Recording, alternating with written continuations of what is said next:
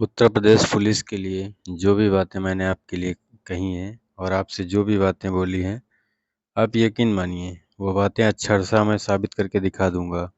बस आप regular class attend करते रहिए, जितना मैं बता रहा हूँ उतना करिए, और अगर बाकी टाइम बचता है तो फिर आप अपने हिसाब से स्वाध्याय कर सकते हैं, लेकिन जितना मैं कह रहा हूँ उतना ज़रूर करिए।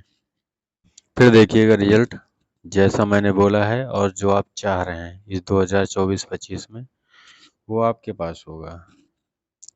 अगर आप मेरे हिसाब से चलते हैं तो फिर बहुत अच्छा आपकी लाइफ के लिए होने वाला है। तो काफ़ी बच्चों की समस्या आ रही थी मैथ्स को लेके। तो मैथ्स को मैं इतना इजी वे से और इतना आसान तरीके से बताऊंगा, तो आप लोग मेरी मैथ्स की क्लास और जीएस की क्लास जो भी आती हैं बेहतरीन उसको अटेंड करिए और नोट्स बनाकर पढ़ाई करते रहिए। तो मैथ्स की क्लास आज करते हैं, आइए स्टार्ट कर रहे हैं। तो जीरो के बारे में आप लोग क्या जानते हैं? जीरो जीरो के बारे में आप लोगों ने सुन रखा होगा, जो भी उसको थोड़ा सा करेक्ट कर लीजिए। सबसे पहले तो जीरो का आविष्कार, तो जीरो का आविष्कार भारतीय हमारे गणितज्ञ मानिए या वैज्ञानिक मानिए, जो भी मानिए, आप इनका नाम याद रखेंगे, ब्रह्मगुप्त।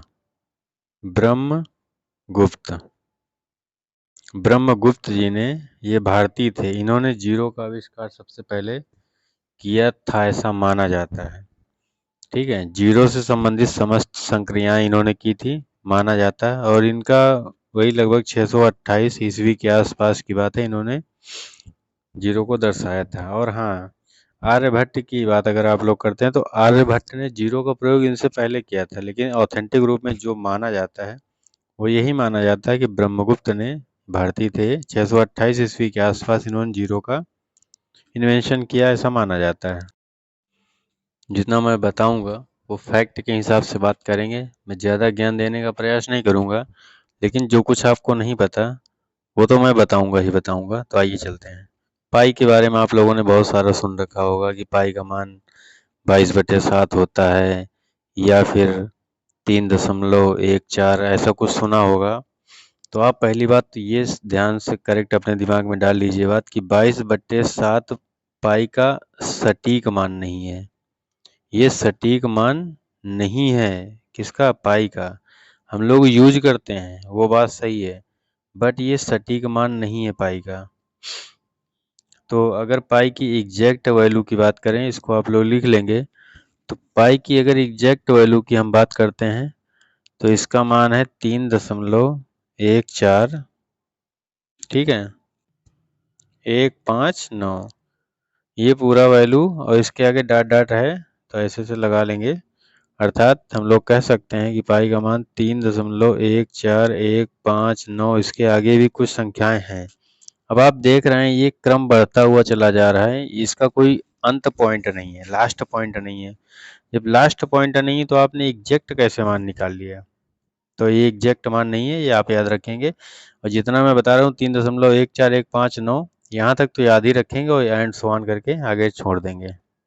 जैसा कि बच्चा स्कूल में जाता है शुरुआती क्षणों में, जब शुरुआत में, अब तो केजी 1 2 3 जैसे भी जाता है पढ़ने, तो उसको गिनती सिखाई जाती है, बेटा पढ़ो 1 फिर 2 फिर 3 ऐसे करके सिखाई जाती है, 1 2 3। तो आप लोग अपने दिमाग में डालिए कि ये हमें नेचुरल रूप से यहीं से सिखाई जाती हैं, जीरो से नहीं सिखाई जाती हैं।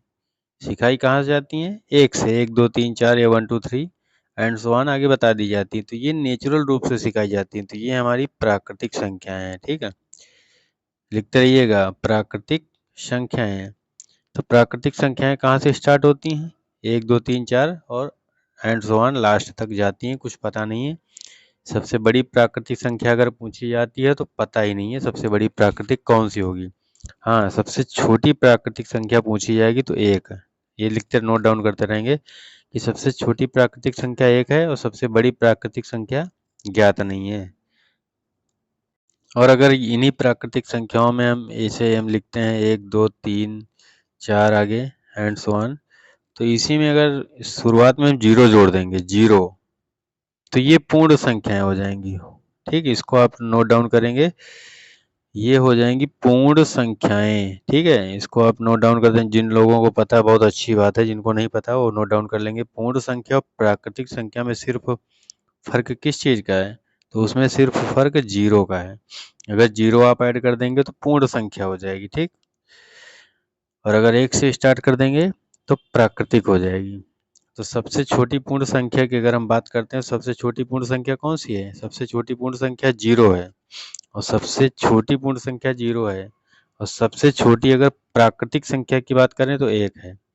और चाहे पूर्ण की बात करें और चाहे प्राकृतिक की बात करें, इन दोनों में सबसे बड़ी संख्या नहीं पता। ठीक है, तो सबसे बड़ी पूर्ण और सबसे बड़ी प्राकृतिक, बड़ी बड़ी दोनों में नहीं पता। लेकिन हाँ, सबसे छोटी पूर्ण की बात करते हैं तो वो जीरो है, और सबसे छोटी अगर प्राकृतिक की बात करते हैं तो वो एक है। अब जिन भाइयों को या जिन बच्चों को पता है कि प्राकृतिक संख्या डिनोट करने की बात आती है तो कैपिटल एन या फिर स्मॉल एन से प्रदर्शित करते हैं प्राकृतिक संख्या, जो कि हमारी कहाँ शुरू होती हैं? 1 2 3 एंड सो ऑन, लास्ट पता ही नहीं है। तो ये कैपिटल एन या स्मॉल एन से स्टार्ट होती हैं, तो इनको ये भी लिख लेंगे जिसको नहीं पता है। अगर पूर्ण संख्या मैंने बताई है, होल नंबर, जो पूर्ण संख्या बताई है, अगर उनकी हम बात करते हैं तो आप समझ ही गए होंगे वो किस अक्षर से लिखी जाएंगी। आप लोग कमेंट बॉक्स में बता दीजिएगा। ठीक है, किससे लिखी जाएंगी पूर्ण संख्याएं? डब्ल्यू से। ठीक है, और स्टार्ट तो मैंने बताया ही, 0 1 2 इस प्रकार चलते रहेंगे। तो सबसे छोटी पूर्ण जीरो और सबसे छोटी प्राकृतिक एक। चलिए आगे देखते हैं। अब आगे हम पूर्णांक की बात कर लेते हैं। जल्दी जल्दी इसको खत्म करेंगे, ज़्यादा खींचेंगे नहीं। पूर्णांक की बात करें तो पूर्णांक मतलब अगर संधि विच्छेद करें तो पूर्णांक का अर्थ क्या निकल रहा है? पूर्ण धन अंक। ठीक है, पूर्ण धन अंक, पूर्ण माने पूरा, अंक माने अंक, पूरा अंक। तो पूरा अंक की अगर हम बात करें तो यहाँ से पूर्णांक की कुछ परिभाषा तो देखो नहीं पूछेगा किसी की, बस आपको पहचानने आना चाहिए। ठीक है, तो पूर्णांक यहाँ से हम याद करेंगे कि पूर्णांक हमारे कितने प्रकार के हैं। तो पूर्णांक हम यहाँ से याद कर लेंगे, दो प्रकार के होते हैं। ठीक, एक धनात्मक, धनात्मक लिख लेंगे, और दूसरा ऋणात्मक। इस प्रकार ऐसे लिखेंगे, एक धनात्मक पूर्णांक होता है, एक ऋणात्मक होता है। धनात्मक है तो धन से स्टार्ट होगी, 1 2 3 ऐसे चलते रहेंगे, 1। और ऋणात्मक है तो कहाँ से होगी? माइनस वाली हो जाएगी, -1 2 -3 -4 ऐसे चलती रहेगी। और इसमें भी, इन दोनों में, इसमें इन्फिनाइट है तो इसमें भी माइनस इन्फिनाइट ही होगा।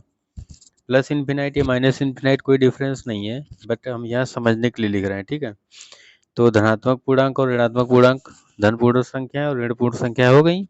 अब हाँ, इसको नोट डाउन कर लीजिए कि जो धन पूर्ण संख्या होती है, धन पूर्णांक संख्या होती है, उसको जेड प्लस से लिखते हैं, और जो ऋण पूर्णांक संख्या होती, ठीक है, उसको जेड माइनस से लिखते हैं। ये चीज़ आपको ना पता हो तो लिख लीजिए।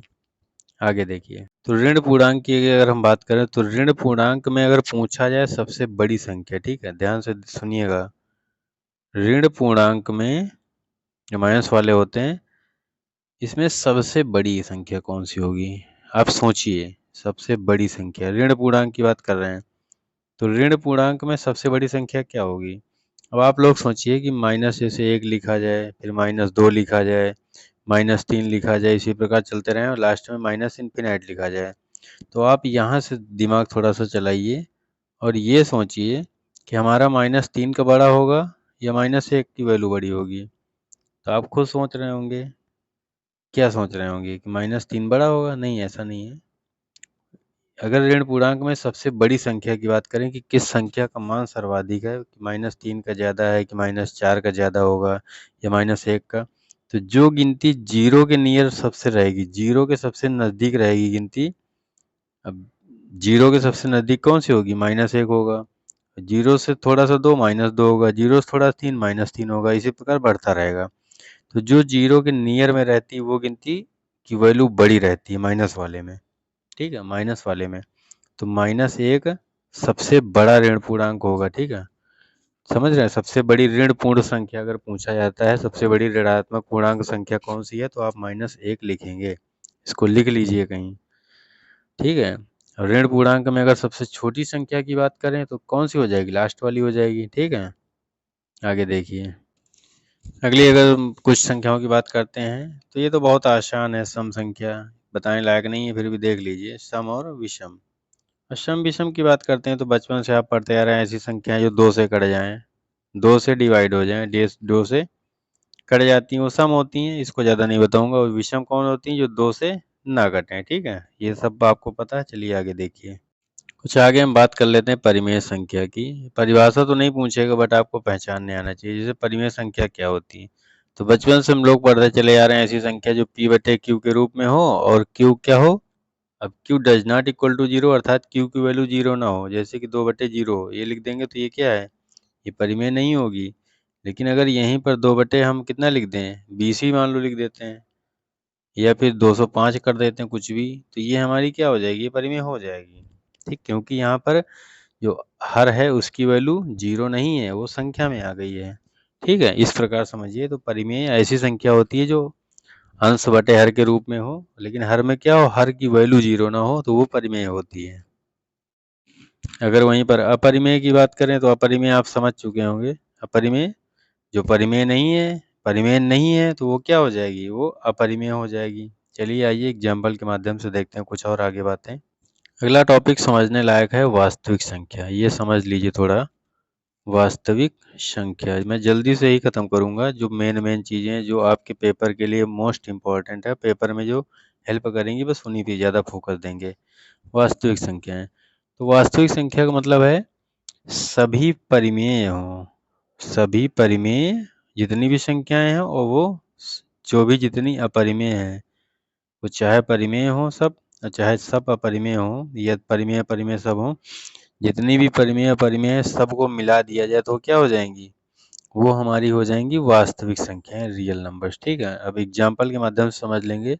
जैसे कि 0, चलिए नेक्स्ट स्लाइड पे देखते हैं। जैसे वास्तविक संख्याओं का एग्जाम्पल देख रहे हैं हम। जैसे बात करते हैं तो क्या हो जाएगा? 0, फिर 1 मान लो, ले लो 3 ले लो, या 1/9 ले लो, या फिर आप 2/3 ले लो, कुछ भी ले लो, या फिर पाई ले लो। ठीक है, या और लेना आपको तो माइनस का, चलो √3 ले लो, -1 ले लो, और √7 ले लो। इस प्रकार की ये संख्याएं सब क्या है? सब वास्तविक संख्याएं हैं। अब 0, 1, 3, ये तो आपको पता है धनात्मक पूर्ण संख्या बन रही है। 1/9 क्या है? आपकी परिमेय संख्या है। 2/3 भी क्या है? परिमेय। पाई हमने स्टार्टिंग में ही बताया है, पाई हमने आपको बता रखा है। तो पाई की भी बात करें तो पाई की वैसे अब लोग वैल्यू क्या मानते हैं? 22/7 ही मानते हैं। मानते तो 22/7 हैं, लेकिन ओरिजिनल वैल्यू 22/7 नहीं है। लेकिन अगर 22/7 को ले करके चलेंगे तो फिर क्या हो जाएगी?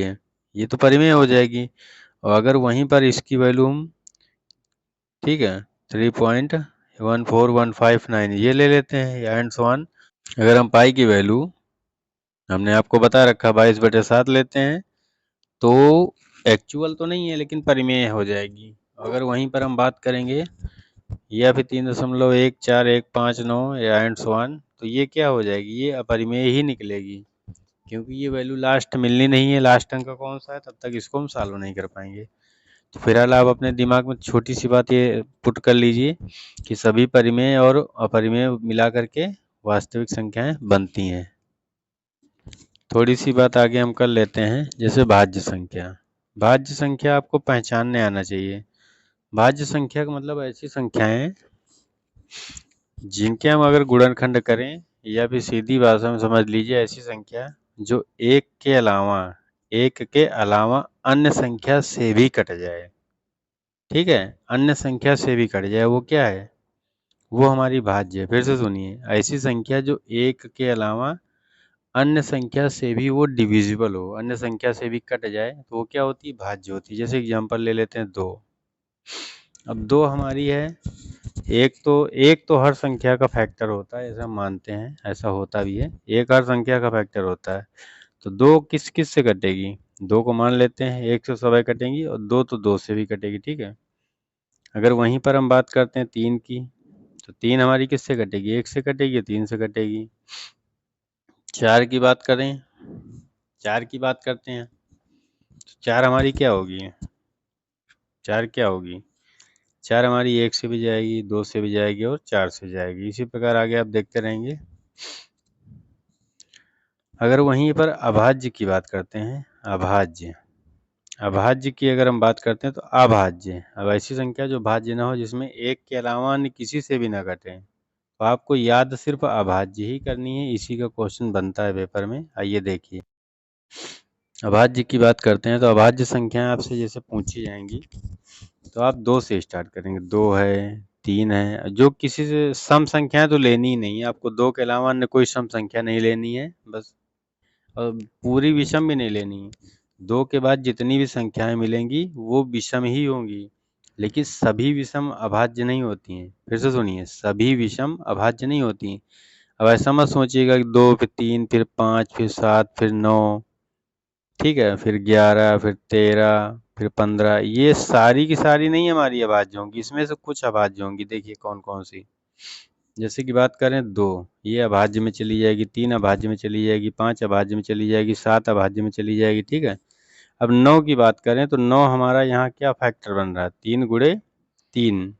अब 3 गुणे 3 बन रहा है, तो हमने क्या बताया था अभाज्य की परिभाषा में कि ऐसी संख्या जो एक के अलावा अन्य किसी संख्या से ना कटे वो अभाज्य है, ना कटे वाली अभाज्य है। तो ये तो यहाँ 3 से कट गई, तो हो गया बवाल, इसको हटाओ। 11, एक और 11 के अलावा किसी से नहीं कटी, स्वयं से सभी कट जाएंगे, उसकी बात छोड़ो।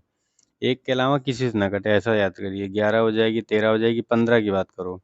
15 के फैक्टर 3 बची 15, 3 से भी कट रही, 5 से भी कट रही, तो ये भी गई, ये भी अभाज्य नहीं है। इसी प्रकार आप आगे देखिए, अब 15 के बाद 17, 17 के बाद 19, लिख के भी समझा रहा हूँ, फिर 21, फिर 23 ले लेते हैं, 25, 27, ठीक है। अब इसमें देखिए कौन कौन सी अभाज्य हैं। 17 एक के अलावा अन्य से नहीं कटनी है, स्वयं से सब कटती हैं, उसकी बात ना करो। 19 है, ये भी। अब 21 की बात करें तो इसके फैक्टर क्या हो गए, 3 सते 21, मतलब 3 से भी कटेगी और 7 से भी कटेगी, तो ये हमारी अभाज्य नहीं है। 23, 23 किससे कटेगी, 23 तो एक के अलावा खुद से ही कटेगी, तो मतलब ये भी अभाज्य है।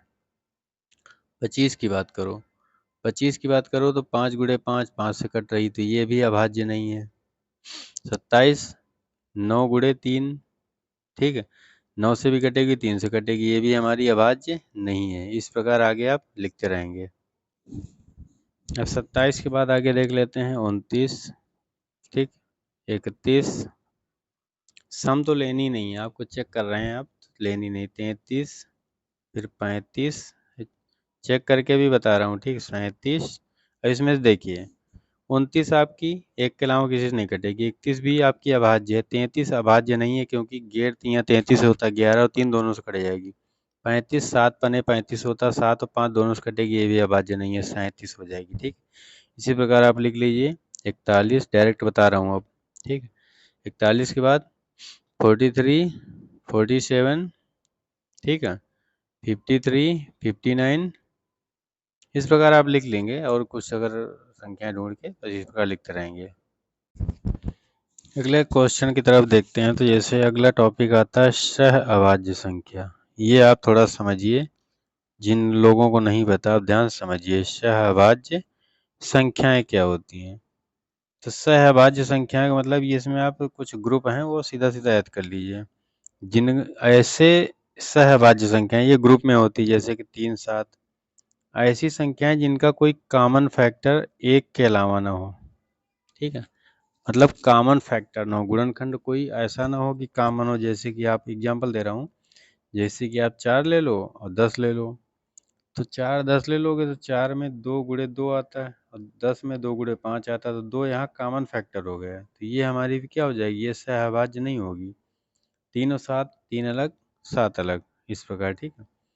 तो आगे देखिए, अब इसमें 3 7 पहला ग्रुप बन जाएगा, ये कुछ है याद कर लीजिए सीधा सीधा। 4 7 अधिकतम तो विषम रहती हैं, सम विषम का भी फैक्टर बन सकता है, कोई ऐसी बात नहीं है। 16 25, तो एक ये ग्रुप है 4 7 वाला, 3 7 वाला, 15 17, इस प्रकार आप सोच के बना लीजिएगा, 15 17 और 27 32, ठीक है। मतलब कि सहभाज्य संख्याएं वो संख्याएं होती हैं जिनका आपस में कोई कॉमन फैक्टर ना हो, जैसे मैंने अभी एग्जांपल के माध्यम से बताया ना। अब 15 17 लेंगे तो 17 के तो कुछ फैक्टर बनने नहीं है, 15 के 3 गुणे 5 बनेंगे, 15 के मान लीजिए 3 गुणे 5 बनेंगे, तो 3 गुणे 5 तो बन गए, लेकिन 3 और 5 17 में तो आएगा नहीं। ठीक है, इस प्रकार सोच के करिएगा। सहभाज्य संख्याएं यही होती हैं। एक बात और आप लोग और नोट डाउन करते चलेंगे, जैसे कि हम लोग बचपन से मान लो जो गिनती थोड़ा बहुत पढ़ते हैं, जैसे 0 फिर 1 फिर 2 फिर 3 4 5 6 7 8 और 9।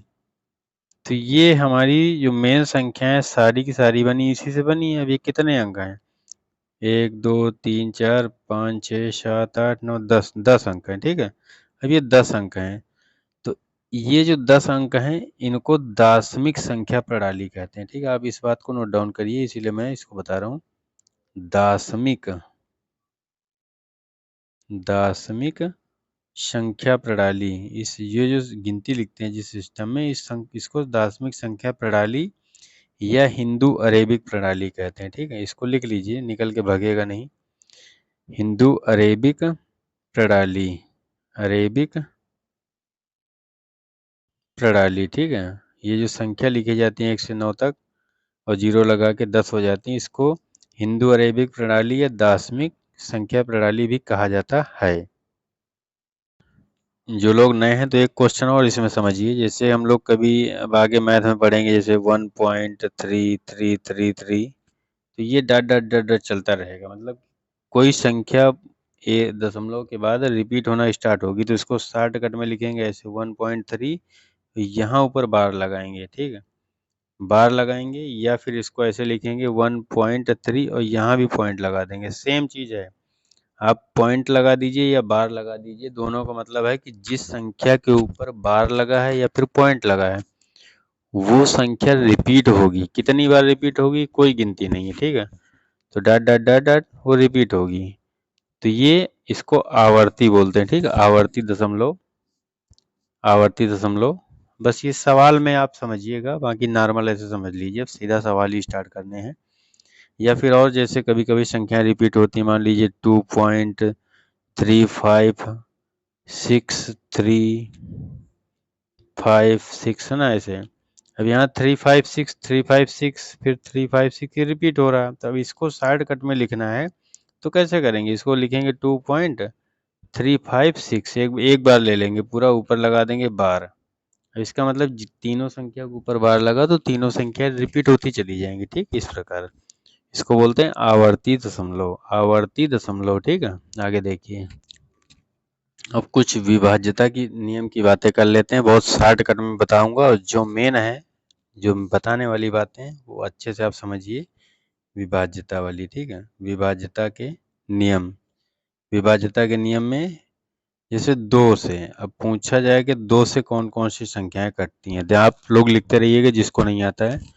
तो 2 से ऐसी संख्याएं कटती हैं जिनके लास्ट में, लास्ट का मतलब जैसे मान लो ये लिखा है 78 97, इतना हमने लिख दिया। अब ये मेरे मोबाइल नंबर के शुरुआती 4 अंक हैं, तो मान लो यही गिनती लिखी है 78 97, तो हम जैसे हम लोग इकाई दहाई करके पढ़ते हैं तो कहाँ से पढ़ते हैं? पीछे से, इकाई फिर दहाई फिर सैकड़ा फिर हजार।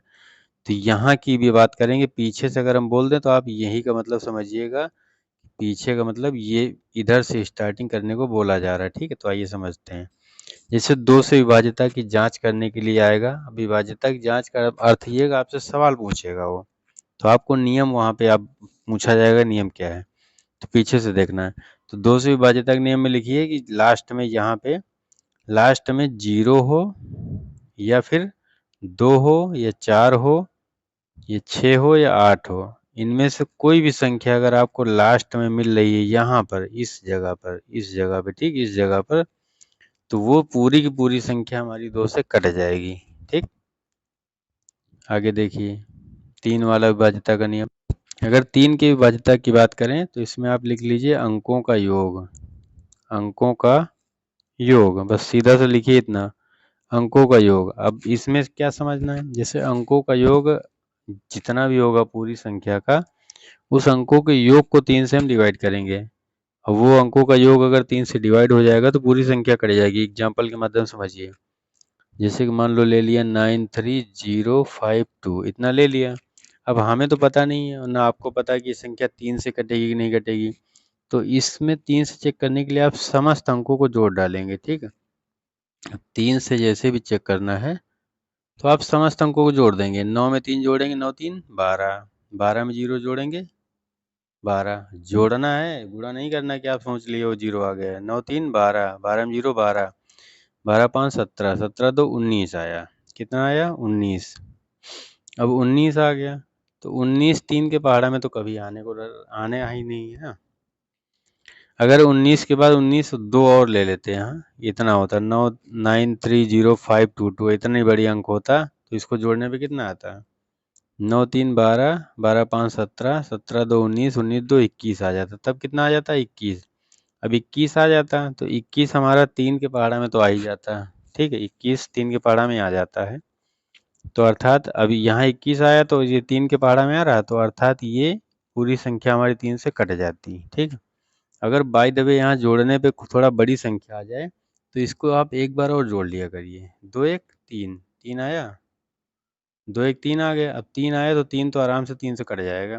यहाँ कितना आता जोड़ने पे? 9 1 10 आ रहा था, फिर से जोड़ने पे 10, और 10 को मान लो और आपको और नहीं आता फिर एक बार जोड़ लीजिए। तब तक जोड़ते रहिए जब तक वो सिंगल डिजिट में ना आपको आराम से मिल जाए, या फिर आप जोड़ने के बाद प्राप्त संख्या को भाग ना कर पाएँ आसानी से, वो आपकी सहूलियत है। एक बार जोड़िए, 2 बार जोड़िए। ठीक है, आगे देखिए। जैसे सवाल देख लेते हैं 3 से डिविजिबिलिटी का। जैसे मान लो 3 से स्टार्ट करते हैं, 3 4 7 0 5 6 2, इतना बड़ा लिखा। अभी चेक करना है हमें कि 3 से कटेगी नहीं कटेगी। तो सर्वप्रथम तुरंत जोड़ दीजिए। 3 4 7, 7 7 14, 14 5 19, 19 6 25, 25 2 27। जोड़ कितना आ गया? जोड़ 27 आ गया। और मान लो आपको ये भी नहीं समझ में आ रहा कि ये कटेगा कि नहीं कटेगा 3 से। वैसे तो 3 9 27 कट रहा है, नहीं आ रहा तो एक बार आप जो और जोड़ दीजिए, 7 2 9। अब 3 के पहाड़ में 9 तो आता ही है, ये तो पता है। ठीक है, आगे सवाल देखिए। अब ये जैसे 3 के पहाड़ में ये पूरी संख्या ये मिल गई, तो ये पूरी संख्या क्या है? 3 से कट रही है। अगले क्वेश्चन की अगर हम बात करते हैं, जैसे मान लो 2 x 7 5 1, अब ये संख्या है। तो ऐसा क्वेश्चन आता है पेपर में, आपको ऐसा संख्या दे दी जाएगी, चाहे बीच में x मिले चाहे किनारे मिले, कहीं भी मिलता है एक जगह x है। अब पूछा जाएगा कि दिया जाए सवाल, ये संख्या 3 से पूर्णतः विभाज्य है। 3 से क्या है? पूर्णतः विभाज्य है। तो बताइए x का मान क्या है? मतलब उन्होंने कंडीशन दे दिया कि ये संख्या 3 से विभाज्य है, आपको करनी है 3 से विभाज्य। तो इसमें x का मान आपको बताना है, x कहीं भी मिल जाए। 3 से विभाज्य है तो दिमाग में तुरंत लेके आइए 3 का ही नियम लगेगा। तो 3 के नियम क्या बताया था? सबको जोड़ना है, जोड़ दो। पहले तो आप संख्या संख्या जोड़ लीजिए। 2 7 9, 9 5 14, 14 1 15, कितना आ गया जोड़ के? 15 आ गया। अब 15 तो ऐसे मिल गया, अभी यहाँ पे अंक मत जोड़ दीजिएगा अभी, ठीक है। 15 ये मिल गया और 15 में x। अब सोचो 15 तो खुद ही 3 से कट रहा है, काटना तो 3 से ही है। 15 3 से कट रहा, 3 25 15, तो 3 के आगे तीछंग 18, 18 ही कटेगा 3 से। तो यहाँ पर कितना भर देते हैं? सीधा 3 ही भर देते हैं। 3 भर देते हैं या फिर कितना भर देते हैं? 0 भर देते हैं। दो ही ऑप्शन है, या तो 0 भर दीजिए या तो 3 भर दीजिए। अब 0 आप भरेंगे तो 15 में 0 जोड़ेंगे तब भी 15 रहेगा, तो भी 3 से कट जाएगी। और 15 में अगर 3 जोड़ देंगे तो 18 हो जाएगा, तब भी 3 से कट जाएगी। इस कंडीशन पे आप ऑप्शन देख लेंगे कि वहाँ 0 है या 3 है। ठीक है, आगे देखिए। अगला है 4 से विभाज्यता। तो 4 से विभाज्यता का नियम बहुत आसान है। ऐसी संख्या अगर जिस संख्या के लास्ट में, मतलब पीछे से बताया था ना हमने, लास्ट में दो जगह पे क्या हो? 0 हो, 2 बार 0 हो, या लास्ट के 2 अंक, ठीक, लास्ट के 2 अंक क्या हो रहे हैं? 4 से कट जाएं।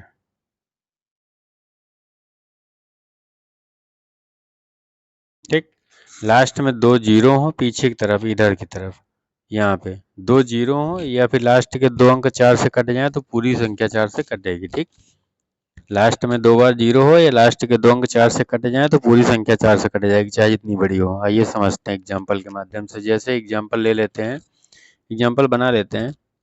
जैसे मान लो 1 5 6 2 3 4 0 0। अब ये संख्या हमने ले लिया, यहाँ पर 2 बार 0 है। अब 2 बार 0 तो आपको पूरी संख्या जैसे पूछा जाए 4 से कटेगी नहीं कटेगी, तो आपको भाग करने की जरूरत नहीं है, आप तुरंत लास्ट में देखिए कि यार ये तो यहाँ पे 0 दिख रहा है। अब 0 दिख रहा है तो पूरी संख्या 4 से हेड कट जाएगी, आप टेंशन मत लीजिए, ठीक। अगर यहाँ पे 0 ना होता, हटा देते, दूसरा सवाल 0 हटा देते और यहाँ पर कर देते हम 9, तब आपसे अगर हम पूछते कि ये संख्या, इतनी बड़ी संख्या जो है, ये हमारी संख्या कटेगी कि नहीं कटेगी 4 से, ठीक है। तो आप उस कंडीशन पे क्या करते, आप 0 ढूंढते, तो 0 तो है नहीं, 0 है नहीं तो भूल जाते। तब नियम क्या लगता है कि लास्ट के 2 अंक सिर्फ यहाँ पर, इनको भाग करते 4 से। अब 39 को 4 से भाग करेंगे, 4/32, 4 नहीं है 36, पूरा तो कटेगा नहीं, नहीं कटा पूरा, तो ये इतनी बड़ी संख्या ये भी हमारी 4 से नहीं कटेगी, ठीक। इस प्रकार अगला है 5 से विभाज्यता। 5 से विभाज्यता का नियम बहुत आसान है। अब 5 से विभाज्यता का नियम आप देखिए, 5 से विभाज्यता का मतलब आप लिख लीजिए लास्ट में 0 या 5 हो, क्या हो, 0 हो या 5 हो, तो पूरी संख्या हमारी किससे कट जाएगी, 5 से, ठीक। लास्ट में क्या हो, 0 हो या 5 हो, तो उस पूरी संख्या हमारी 5 से कट जाएगी। जैसे एग्जांपल ले लेते हैं 2 4 9 6 3 5 9 7 0। अब यहाँ 0 आ गया, इतनी बड़ी संख्या आपसे पूछा जाए 5 से कटेगी कि नहीं कटेगी, तो आप 0 देख लीजिए, तुरंत ये संख्या 5 से कट जाएगी।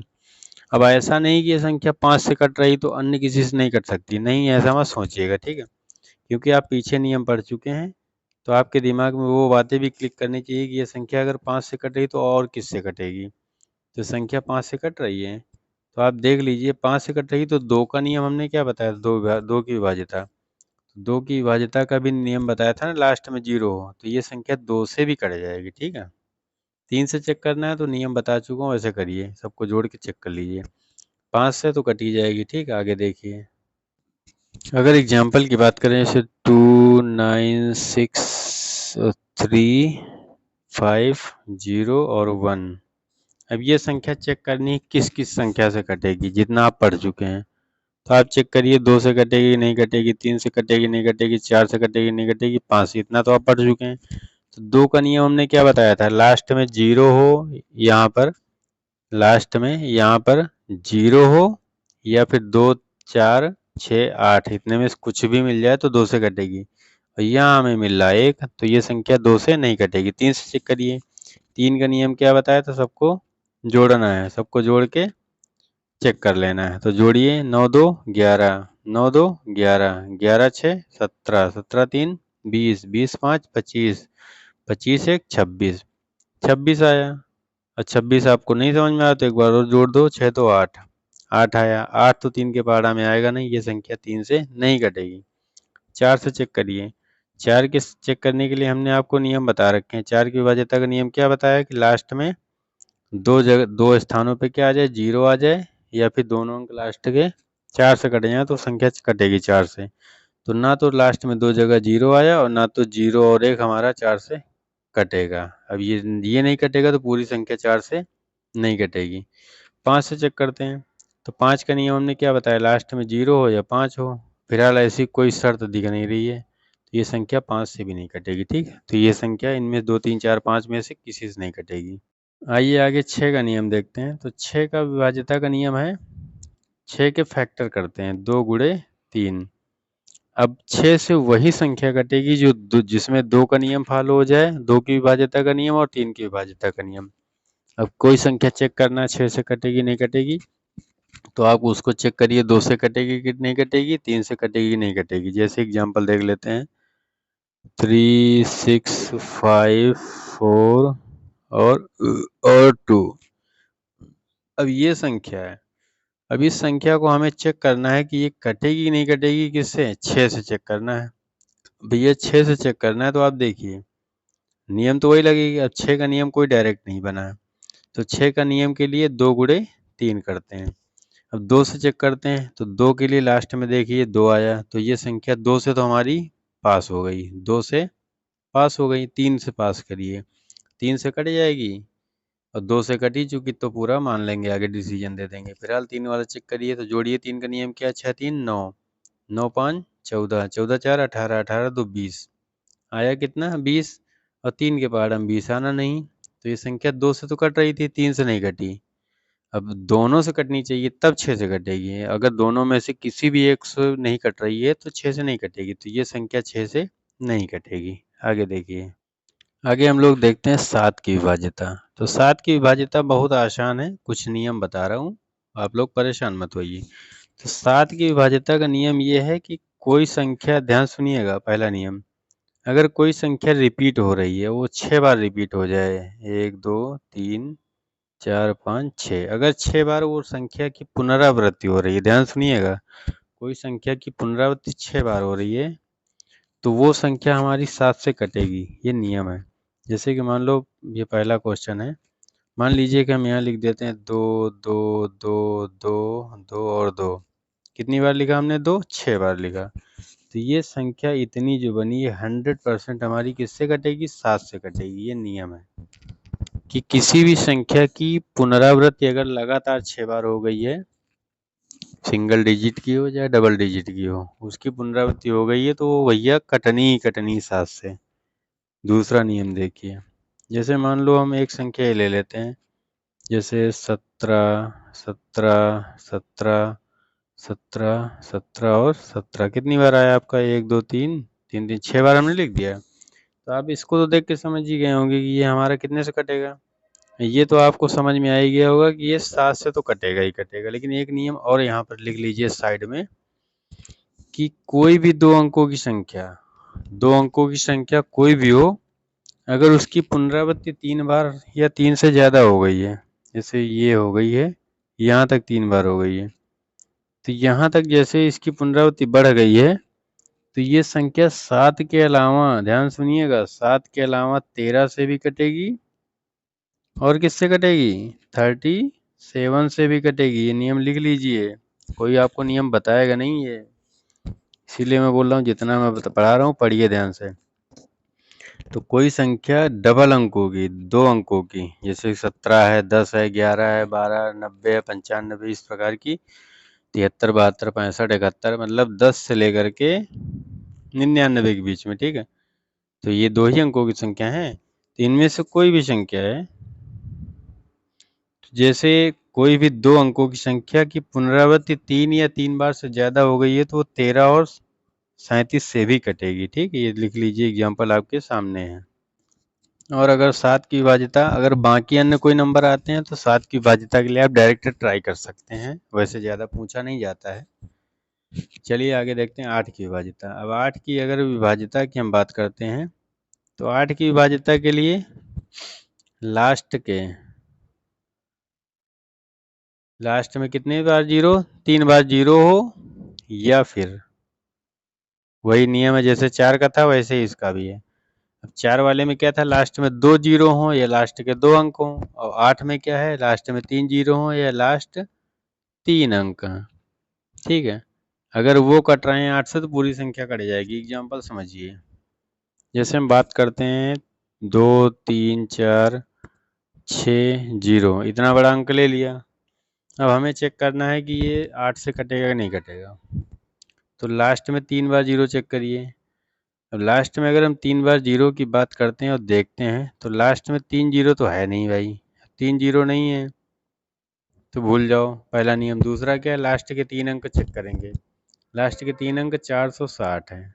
अब 460 आप चेक करिए 8 से भाग करके, अगर ये कट जाएंगे, अगर ये 8 से कट जाएंगे, तो कितना भी बड़ा नंबर हो इधर का, पूरा का पूरा कट जाएगा किससे? 8 से। और अगर यही नंबर नहीं कट रहे हैं 3 अंक, तो फिर पूरा संख्या कितना भी छोटी हो कितना भी बड़ी हो 8 से नहीं कटेगी। ये नियम है, ठीक है। नियम हमने बता दिए, आगे चलिए देखते हैं। अगला नियम है 9 का। तो 9 का नियम क्या है? जो 3 का नियम था, अंकों का योग, ठीक है। 9 का नियम वही है जो 3 का नियम था, अंकों का योग। सभी अंकों का योग जोड़ देंगे, सभी अंकों को जोड़ करके योग निकाल लेंगे। अगर उसको 9 से भाग करेंगे, अगर भाग हो रहा पूर्णतया, तो फिर वो जो जोड़ आएगा वो भाग हो रहा, तो पूरी संख्या हमारी क्या हो जाएगी? कट जाएगी। जैसे 3 वाला नियम था, सेम वही 9 का नियम है। 10 का नियम देखिए, 10 का नियम बेहद आसान है। लास्ट में 0 होना चाहिए। लास्ट में क्या होना चाहिए? 0। अब लास्ट में 0 तो 10 से कट जाएगी, ठीक है। आगे 11 का नियम देखिए, अब 11 के नियम की अगर बात करते हैं तो इसको आप एग्जाम्पल के माध्यम से समझिए, बेहद आसान है। जैसे कि ले लें 872407, ठीक है। तो जब भी 11 से डिविजिबिलिटी चेक करनी हो तो आप हमेशा, आप याद कर लीजिए कि हमेशा एक ही काम करना, आपको एक एक अंक छोड़ करके, एक एक अंक छोड़ करके आपको जोड़ देना है अंकों को, ठीक है। एक एक अंक छोड़ करके अंकों को जोड़ देना है।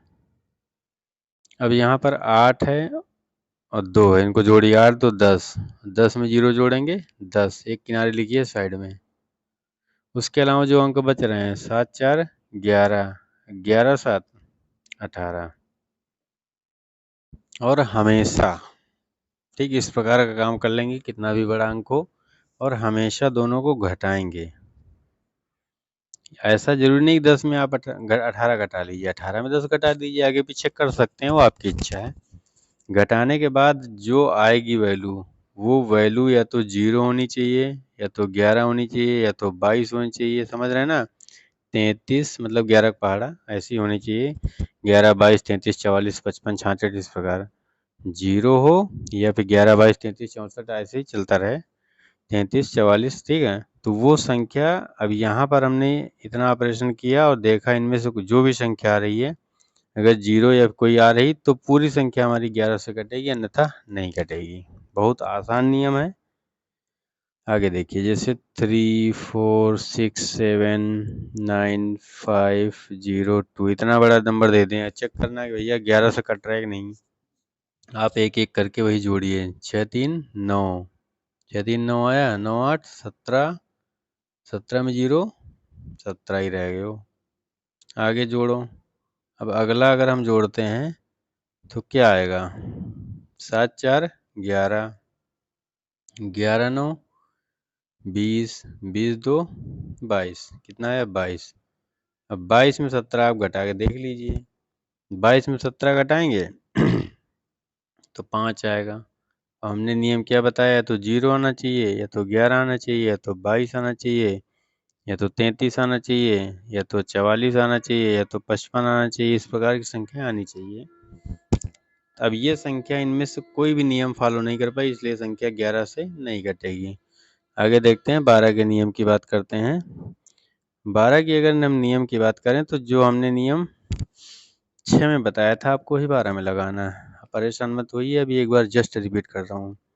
12 के नियम की बात करें तो 12 का नियम फैक्टर कर दीजिए, बड़ी संख्याओं में फैक्टर ही करते हैं, फैक्टर कर देते 3 और 4। तो 12 से वही संख्या कटेगी जिसमें 3 का नियम लगेगा, 4 का नियम लगेगा, अर्थात जो संख्या 3 से भी कट जाए, 4 से भी कट जाए, वो किससे कट जाएगी, 12 से, ठीक है।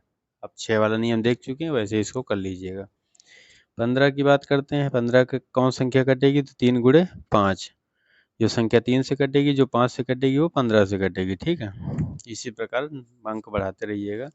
20 के नियम की बात करें तो 4 गुणे 5, जो संख्या 5 से कटेगी, 4 से कटेगी, वो 20 से कटेगी। 35 की बात करते हैं तो 7 पना 35, जो संख्या 7 से कटेगी, जो संख्या 5 से कटेगी, वो 35 से कटेगी। इस प्रकार हम लोग आगे नियम बना लेते हैं। चलिए एक क्वेश्चन देख लेते हैं।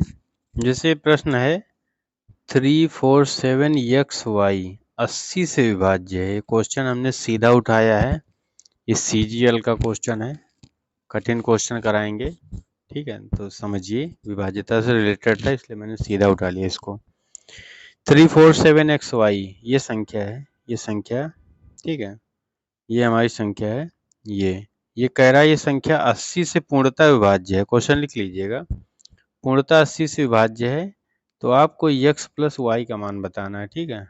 आपको x प्लस वाई का मान बताना है। ऑप्शन में दिया था 2 6 4 और 8, ऑप्शन तो देता ही है पेपर में।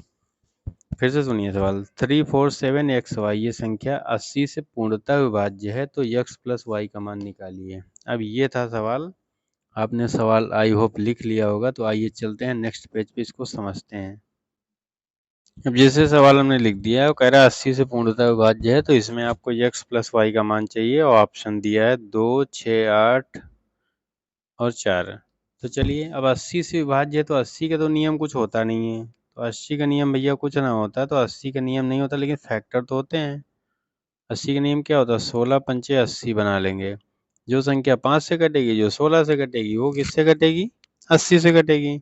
और आपके दिमाग में आया होगा कि सर ने तो 5 का बता दिया, 16 का बताया नहीं। तो 16 का ना बताया कोई बात है ना, लेकिन 4 गुणे 4, 4 चौक 16 तो होता है, तो 4 का तो पता है, तो वैसे ही कर लीजिए। अब 5 से करने के लिए, अब ये संख्या यहाँ पर शुरू हो रही, लास्ट में ही एक्स वाई है, तो देखना इसको ऐसी संख्या रखो यहाँ पे जो किससे कटे, जो 5 से कटे, उसके बाद 4 से भी कटे। और 4 का नियम क्या है? लास्ट के 2 अंक, तो यही दोनों अंक हमारे 4 से भी कटने चाहिए और 5 से कटने चाहिए।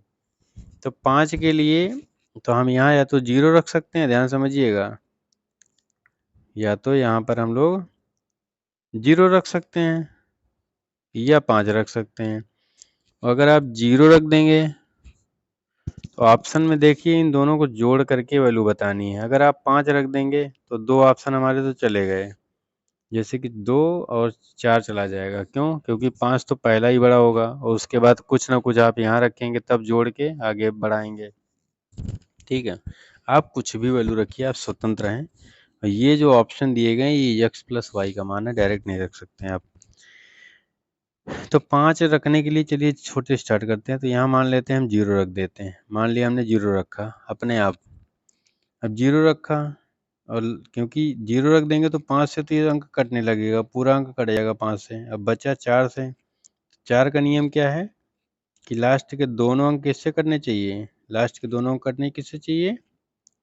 4 से कटने चाहिए। अब दो यहाँ रखा 0, तो यहाँ कितना रख दें? 1 रखेंगे तो भैया 10 तो कटेगा नहीं 4 से। 2 रखेंगे तो कितना आएगा? 20 आ जाएगा, ये हमारा कट रहा है, 20 कट रहा है 4 से। 3 रखते तो 4 से ना कटता, तो जब यही मिल गया तो आगे जाने की जरूरत नहीं है। तो 2 और 5, 2 और 0, 20 आ गया। अब 20 हमारा आराम से किससे कटता है? 20 है तो ये 5 से भी कटेगा और 4 से भी पूरा कटेगा। तो ये पूरी अंक सेटिस्फाइड हो रही है 4 और 5 से। अब 4 और 5 से सेटिस्फाइड हो रही है, तो इन कह रहा था इन दोनों का योग क्या है? तो इन दोनों का योग आप जोड़ लीजिए। 2 और 0 का योग कितना है? 2। इस प्रकार के क्वेश्चन आपको प्रैक्टिस कराएंगे हम। चलिए आगे देखते हैं। मेरी बात ध्यान सुनिए, आप लोग मन लगाकर तैयारी करिए, और आपको मैं प्रयास करूंगा रेगुलर क्लास दे पाऊँ मैथ की और जीएस की, बाकी सब्जेक्ट की भी प्रोवाइड करेंगे। बस आप मेरा सहयोग करते रहिए और मन लगाकर पढ़ाई करते रहिए। जो मैंने कहा वो मैं करके दिखाऊंगा। Thank you.